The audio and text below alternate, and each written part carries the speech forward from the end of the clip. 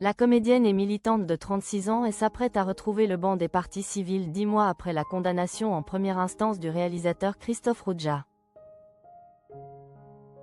Il y a 6 ans, Adèle Haenel fissurait l'omerta dans le cinéma français, ouvrant la voie au mouvement #MeToo en accusant publiquement d'agression sexuelle le réalisateur Christophe Roudzia, rejugé vendredi.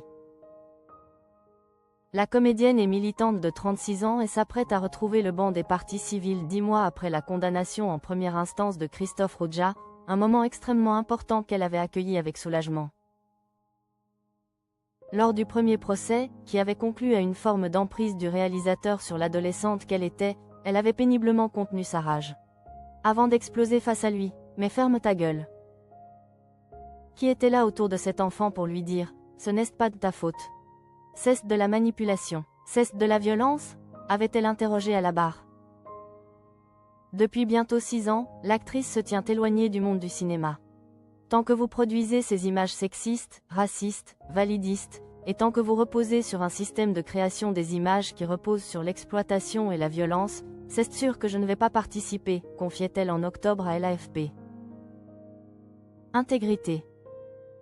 Née d'une mère enseignante et d'un père traducteur autrichien, elle grandit à Montreuil, en banlieue parisienne. Passionnée de théâtre, elle est repérée lors d'un casting passé par hasard pour Les Diables, de Christophe Roudzia, alors qu'elle a 11 ans. Adèle Haenel accuse Roudzia d'agression sexuelle pendant et après le tournage du film en 2001, entre ses 12 et ses 14 ans. Mais pendant plusieurs années, comme de nombreuses victimes, elle se tait. 6 ans après, elle revient sur le grand écran, dirigée par une réalisatrice féministe, Céline Sciamma, dans Naissance des pieuvres.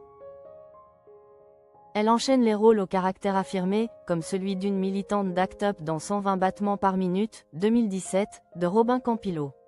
Thomas Caillet, qui la dirige en jeune rebelle qui se prépare à l'apocalypse dans Les Combattants, 2014, loue une énergie, une présence, bref, un charisme. Le rôle lui vaut son 2e César, après celui obtenu en 2014 dans un second rôle pour Suzanne de Catel qui est verrée. À cette occasion, elle fait son coming out en remerciant sa compagne d'alors, Céline Sciamma. Cette même Sciamma lui offre son rôle le plus marquant, aux yeux des cinéphiles, dans Portrait de la jeune fille en feu, 2019. Une histoire d'amour entre deux femmes au XVIIIe siècle, devenue une œuvre féministe de référence pour sa façon de filmer le désir, débarrassé du regard masculin. Quelques semaines après sa sortie, l'actrice dénonce sur Mediapart les agissements de Christophe Roudzia et reçoit de nombreux soutiens, dont ceux de Marion Cotillard et Julie Gaillet. Je crois que Jai fait quelque chose de bien pour le monde et pour mon intégrité, dit-elle alors, et peu importe si cela nuit à ma carrière. Guerrière.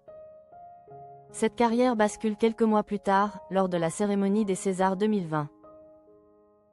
Nommée dans la catégorie meilleure actrice pour Portrait, Adèle Haenel s'indigne de voir sélectionné, dans de nombreuses catégories, le film J'accuse de Roman Polanski, accusé de viol et d'agression sexuelle par plusieurs femmes. Distinguer Polanski, c'est cracher au visage de toutes les victimes, prévient Adèle Haenel avant une cérémonie sous haute tension.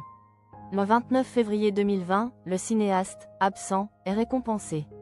L'actrice quitte la salle et lance un vive la pédophilie, amer et ironique.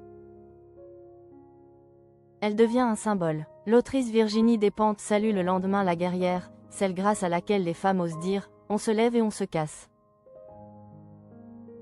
La comédienne, elle, se tourne vers le théâtre aux côtés de Gisèle Vienne, metteuse en scène contemporaine. Et puise de la force en lisant, sur scène, la féministe Monique Wittig, qui prenait la remise en cause de l'hétérosexualité comme modèle de société.